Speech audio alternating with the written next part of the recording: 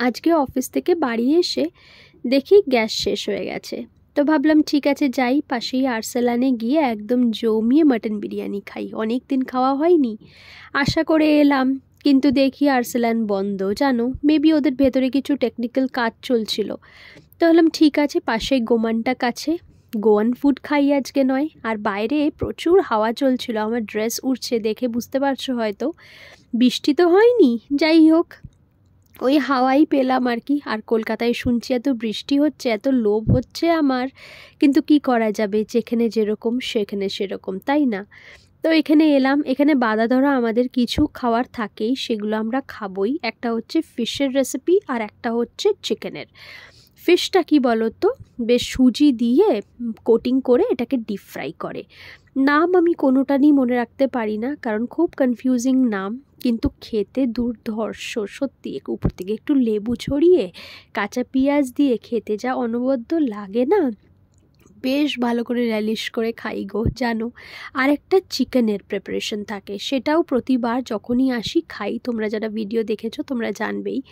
আর যতবার এই দোকানটায় আসি, রেস্টুরেন্টে আসি আমি আর তন্ময় খেতে, ততবার তন্ময়ের মুখে খালি গোয়ার গল্প, কি করতো না করতো।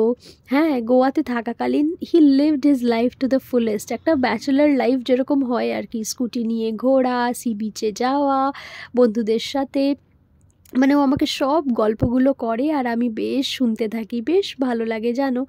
আর দুজনে মিলে বেশ গল্প করতে করতে খাই, খুব ভালো লাগে। আর ওই যে গোয়ার আন্টির কথাও বলে, তোমাদেরকে আগেও আমি বলেছি, গোয়াতেও একটা গোয়ান ফ্যামিলির সাথে থাকতো, ওনাদের কাছেই খাওয়া দাওয়া সব কিছু করতো, মানে ইমোশনালি অ্যাটাচড আর কি গোয়ার সাথেও খুব।